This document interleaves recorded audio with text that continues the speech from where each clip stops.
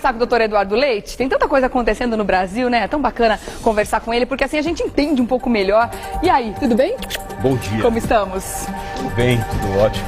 Vamos entender um assunto que foi falado bastante na semana passada, nesse começo de semana também, que é o famoso troca-troca de partidos, né? Começa agora uma ciranda das cadeiras aí, e esse é o momento que a gente fica pensando, mas não existe fidelidade partidária mais, não existe ideologia, existe só quem dá mais. Como é que é isso, doutor Eduardo? Como é que a gente entende um momento como esse? Sempre que ocorre uma eleição, um ano antes, né, segundo as regras eleitorais, os candidatos, aqueles que pretendem sair como candidatos, devem fazer a troca de partidos, ou seja, no ano anterior. O ano que vem nós temos eleições, portanto, até agora, final do mês de setembro, foi a data limite para fazer a troca dos partidos. Tá. Isso, toda véspera de eleições, isso ocorre. Agora, o que acontece no Brasil é algo realmente que nos surpreende. Por quê? Porque, na verdade, você tem que ter a fidelidade partidária, ou seja, parte do pressuposto que essa fidelidade ela se mantenha durante toda a gestão, durante todo o mandato do político. Né? O que ocorre? Com essa movimentação que aconteceu por conta, até em volta da própria Marina, né? Ou seja, da ex-senadora, com a rede de sustentabilidade, né? A rede que não foi criada, que não né? foi, que na verdade ela foi criada, ela de fato existe, mas não de direito. Não é um partido, né? Ela tem toda a sua constituição, entretanto, não passou não cumpriu as regras necessárias. Não é reconhecida como um partido. Por isso que ela na verdade ela existe de fato, mas não existe de direito. Isso é uma discussão, inclusive. E por que ela não foi aprovada agora pelo Tribunal Federal Eleitoral? Por uma única razão. Porque há necessidade de você ter 500 mil assinaturas, ou seja, pessoas que efetivamente dizem, eu concordo com a criação desse partido. Entretanto, teve um número que ficou meio no limbo, ou seja, não sabia se aquelas assinaturas foram de fato recolhidas. 50 mil assinaturas, né? Na verdade, a Marina, a ex-senadora, pediu o reconhecimento de 98 mil assinaturas, que ultrapassaria aí os 500 mil. Entretanto, não foi reconhecida essas 98 e acabou faltando mais de 50 mil assinaturas para poder reconhecer de direito a questão e dar, de fato, o status de partido à rede de sustentabilidade. E com isso, o que acontece? Com isso, ela teve que se filiar a um outro partido, né, que foi o partido do Eduardo Campos, o PSB, para que possa estar no jogo político na próxima eleição. Né? Então, o que existe? Existe, na verdade, houve uma coligação, mas uma coligação, não uma coligação de direito, mas sim uma coligação de fato, ou seja, a rede de sustentabilidade, que não foi reconhecida, acabou, né, se ligando, ou seja, se aderindo à eleição do Eduardo Campos. Né? Então, e aí tem outras trocas, por exemplo, o Walter Feldman, que era do PSDB, passou também, se filiou ao partido. Então, essa é a troca natural. Agora, eu vou um pouco mais fundo. O grande problema é a quantidade de partidos que nós temos. Né? É uma quantidade de partidos exagerada, né? Partidos que são utilizados como partidos de aluguel, que são utilizados para as pessoas se candidatarem. A própria Marina, ela admite que quando ela saiu na última eleição, disputou a presidência, que teve 16 milhões de votos e saiu pelo PV, né, naquela oportunidade foi um partido, na verdade, de aluguel, ou seja, ela não tinha partido, ela estava sem partido e acabou aderindo ao Partido Verde para poder disputar a presidência da República, né, na última eleição. Então, tem partidos que eles servem tão somente para duas coisas. Primeiro, para receber o fundo partidário, que nós já até falamos a semana passada, os absurdos, ou seja, são 300 milhões de reais que vão ser distribuídos esse ano. Se a rede da sustentabilidade tivesse sido aprovado, já teria direito a receber 600 mil reais sem nenhuma representatividade política, mas já teria direito ao fundo partidário de 600 mil reais para o ano de 2013. Então, para você ver, né? Ou seja, então o partido político, ele é um negócio, ele é uma empresa, é uma empresa onde ele vive de dinheiro, né, do fundo partidário, de dinheiro público. E assim como toda empresa, as pessoas que lá trabalham são exclusivamente para ganhar dinheiro e não para defender uma ideologia, porque a gente vê essas trocas de partido e é tão absurdo, porque a gente imagina que, pelo menos imaginava um tempo atrás, quem entrava para a política era para defender uma ideia, para defender um ideal, para defender uma causa, uma questão de justiça, né, para a população e tudo mais. Hoje não, é justamente você precisa de um partido como você colocou, precisa de um partido para me eleger. Eu falo para você o seguinte, esses partidos políticos são verdadeiras lavanderias, porque na verdade vive do dinheiro público, além disso vai buscar dinheiro privado, né, de doações e daí por diante, pessoas que colaboram. Para você ter uma ideia, tem partido que eu cheguei a citar a semana passada, tem partido que não tem mais do que 2.000 filiados no Brasil inteiro. Então, partidos que recebem 300, 400, 500, 600 mil reais, não tem nenhuma representatividade, entretanto, e tem 2.000 filiados, o que é um absurdo uma coisa dessa. Então, para mim, são partidos que servem muitas vezes para cometimento de crimes, né? Crimes eleitorais, ou seja, prática de fraude, verdadeiras quadrilhas são formadas por esses partidos. As pessoas às vezes acham que eu sou exagerado com algumas coisas, mas isso é uma constatação de fato. Ou seja, então, esse que é o... É o que está embaixo do pano, o que está embaixo do lençol, que muita gente não está vendo e está achando que você está exagerando. Do contrário, está trazendo à luz uma coisa que, infelizmente, a maioria não vê, né? É verdade. E por conta dessa questão, aí você tem a busca, né, ou seja, o recrutamento de celebridades para poder disputar a questão das eleições. É verdade. Vamos fazer o seguinte, eu vou fazer uma pausa rápida nesse tema, a gente volta a falar sobre isso, inclusive eu quero saber, porque já está virando piada, é lógico, né?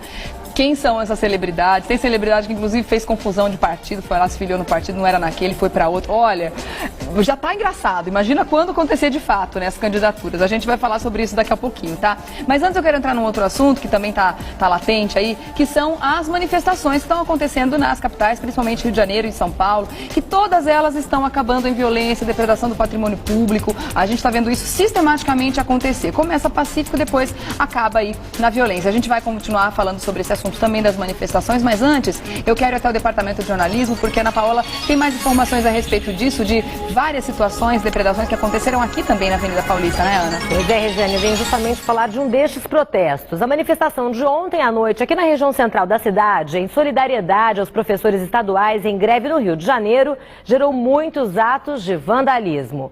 O repórter Rafael Quinali está na região da Avenida Paulista agora e mostra pra gente os espaços que foram estragados, né, devido aos protestos de ontem. Bom dia, Ana Paola, bom dia a todos. O dia hoje é de contabilizar os prejuízos aqui na cidade de São Paulo.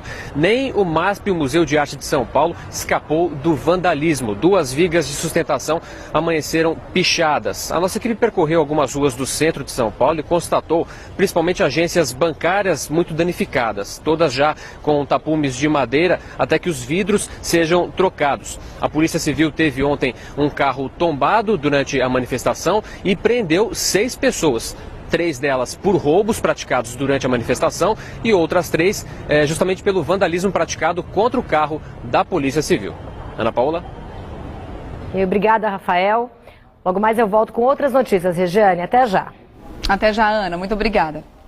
E a gente continua falando a respeito disso, né? As manifestações que não pararam, né? Desde junho que a gente vem aí noticiando uma série de manifestações por uma série de motivos e de assuntos diferentes e reivindicações que a população tem, uma hora em moradia, outra hora com relação à tarifa de ônibus, que foi o que culminou nisso tudo, né? Mas o fato é que o brasileiro não quer mais saber de ficar quieto, né? O que era, na verdade, há um tempo atrás, considerado um povo muito pacífico demais, né? Hoje em dia não está mais.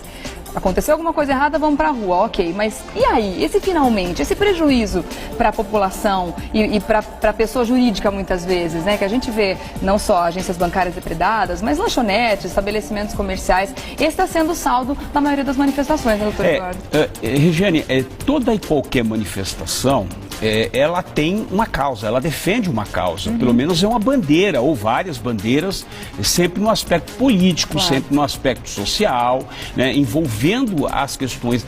Eu até entendo que a manifestação ela ocorre quando efetivamente você não tem, quando há uma falha da gestão pública, né, ou seja, quando os políticos não conseguem, aqueles que fazem, que gerenciam o governo, né, que gerenciam as cidades, os estados e o governo federal, não tem capacidade de atingir aquilo que a sociedade precisa. Então as manifestações elas têm esse objetivo. Ocorre que, na verdade, elas são deturpadas no caminho. E no caso que nós estamos presenciando, ela foi realmente deturpada. Por quê? Porque, na verdade, hoje é uma manifestação, são manifestações violentas sem causa.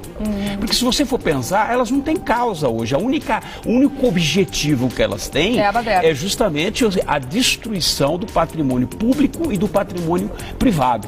E aí que mora o perigo, né? Mora o perigo por quê? Porque nós temos imagens que elas são chocantes. Eu acabei de pedir até para verificar uma imagem aqui, que é uma imagem que para mim realmente ela tem um simbolismo muito forte, que é justamente a viatura que foi tombada, né? Estampando os jornais, que foi tombada, e em cima da viatura você tem um black block, com uma bandeira preta, né, todo de preto, uma bandeira preta, levantando... Como se aquilo fosse uma grande conquista, né? Uma grande vitória. Como se fosse aquilo um prêmio, ou seja, como aquilo, na verdade, mostra o poderio de força que eles têm, né?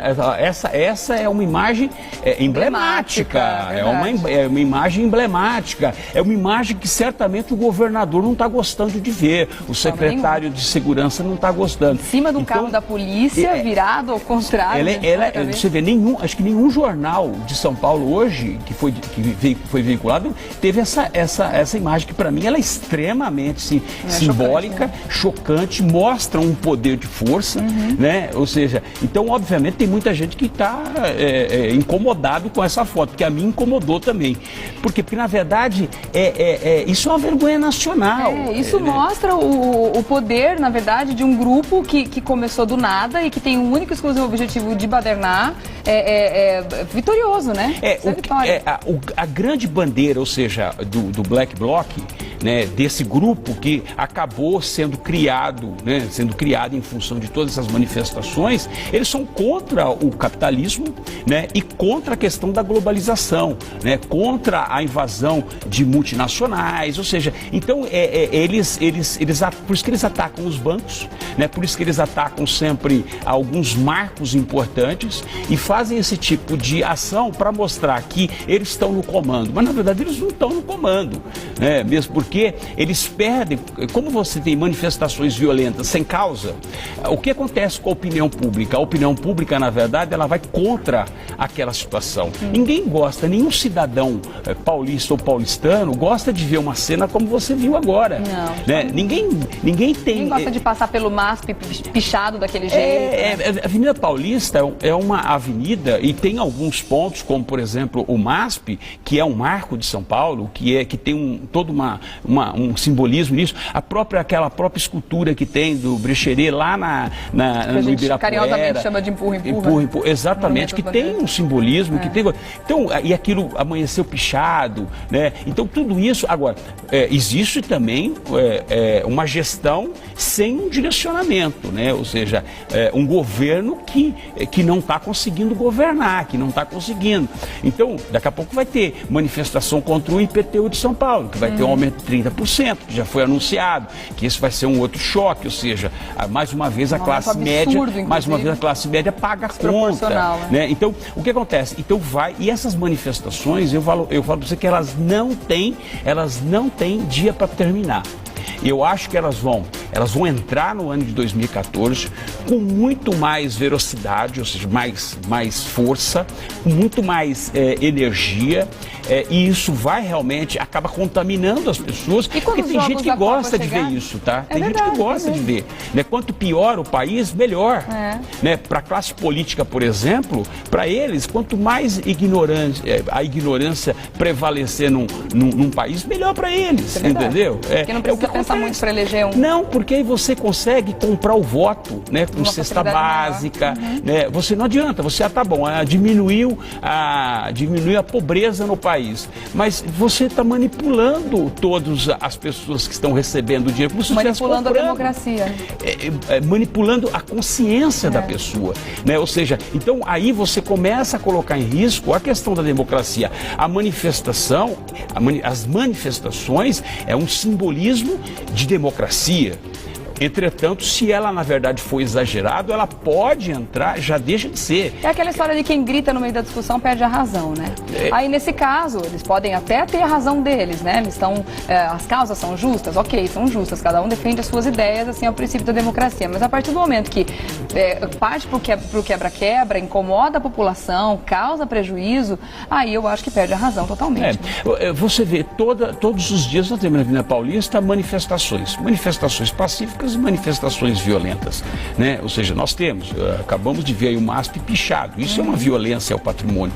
Agora, o que eu penso é o seguinte, nós vamos ter uma eleição diferenciada, nós vamos ter 2014 diferenciado do que nós estamos acostumados a ver, tá? Eu acho que vai ser realmente um ano bastante tumultuado, vai ser um ano bastante complicado, algo de total incerteza, porque nós não temos nada certo. Hoje, eu tenho certeza que a presidente Dilma, ela não está convencida de que efetivamente ela vai ser reeleita. Né? Teve até uma manifestação a semana passada do Lula, quando um jornalista perguntou para ele, e aí, 2014, como foi? Ele disse, estou no páreo. Ou seja, isso é algo que a gente não sabe. Ou seja, está no páreo. O que significa estar no páreo? Estar no páreo é tá tirar a Dilma e sair? Ou seja, o que é essa questão, estar no páreo? Né? Ou seja, para mim, eu faço uma leitura. Estar no páreo, sim, eu estou no jogo. Né? E estar no jogo não é estar na cadeira de reserva, né? No banco de reserva. Inclusive que não faria um tempo atrás. Exatamente. Então, o que acontece? Hoje, a situação política ela está bastante tumultuada e nós vamos ver o que vai acontecer. Eu acho que isso vai continuar e essas manifestações vão entrar em 2014, até as eleições. Eu imagino que até quando os jogos da Copa começarem, aí sim isso deve ainda se intensificar, né? Porque aí que o mundo vai estar de olho no Brasil, né? Você levantou uma questão importante. Nós temos aí jogos mundiais que vão acontecer a partir de junho do ano que vem.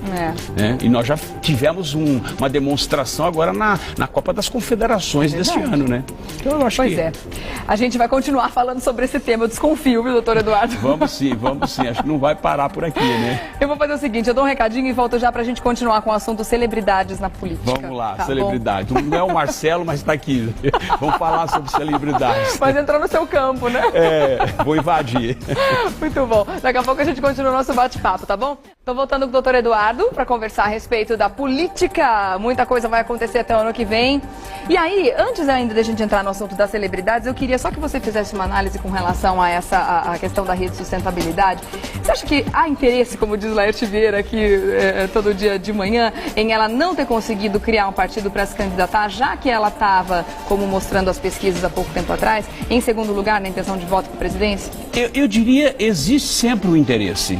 E nós sabemos, às vezes nós não temos conhecimento de qual efetivamente é o interesse, né, por trás de tudo isso. Nós não conseguimos dimensionar se isso foi ruim ou foi bom para a própria Marina, porque na verdade, ou para a própria política brasileira, né? Você teria mais uma candidata e agora na verdade nós temos uma candidata atrelada a um forte candidato, aliás, um candidato do Nordeste, que é o Eduardo Campos, atrelado a uma forte candidata que é a Marina. Entretanto, me parece que eles não vão trocar ali a posição, ou seja, não é a Marina que vai sair candidata a presidente. Pelas pesquisas teria que ser, né? Porque ele está com 4%, ela com 17%. Tudo indica que ele sai como presidente e ela sai como vice, e talvez daqui 4 anos, depois das eleições, aí sim ela sai na qualidade, na condição de vice, se prepara para sair a presidente. Mas dentro das pesquisas, ela deveria de ser cabeça de chave, né? Ou seja, está na candidatura na condição de candidata à presidência pelos 16 milhões de votos. Entretanto, nós não sabemos. Agora, uma coisa é certa, o Brasil tem muitos partidos. Não tem como você manter essa quantidade de partidos. Tem que se reduzir essa quantidade de partidos. Tem que fazer uma reforma da questão eleitoral, né? Tem que modificar essa forma de fazer política no Brasil.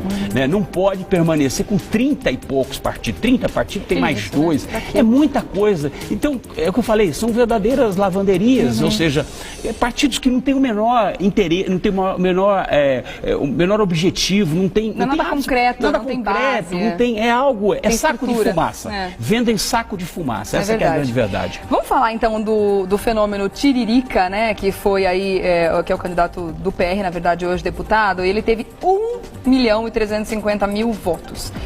Aí, baseado nisso, claro que outros partidos políticos estão de olho em celebridades que estão, né, aparecendo com destaque na mídia para conseguir aí as suas cadeiras, né, e garantir até a entrada de outras pessoas no embalo, porque junto com o Tiririca entrou mais uma turma junto, né, já que ele conseguiu essa votação expressiva, né? O Tiririca, ele só foi eleito o famoso voto de protesto, né? Ou seja, as pessoas que estão vendo a anarquia, vamos bagunçar mais para ver. E o Congresso, vamos falar que é verdade, o Congresso é um verdadeiro circo. Então o Tiririca está no lugar certo, ou seja... os pistos se cobre e vira circo. Exatamente, é o circo, ou seja, na verdade, uma casa de loucos lá. Então não é diferente, o Tiririca está no lugar certo, só que ele, na verdade, está incomodado com a situação. Agora, por conta do efeito Tiririca, que levou, junto com o Tiririca, levou mais 3 deputados, né? O Otoniel Lima, do PRB, Vanderlei Cirac, do PT, e Protógenes, né? Queiroz, do PCdoB, né? Ou seja, foram, na verdade, foi no vácuo, né? No vácuo, né? E a lei eleitoral, ela permite que é proporcional, ou seja, 250.000 votos você faz um deputado federal. Então ele fez 1.350.000, foi o dele mais 3, ou seja, dá mais ou menos quase 300.000 votos. Então, e por conta dessa questão, outros acabam vindo também no mesmo esquema, porque isso é um esquema. Claro. Né?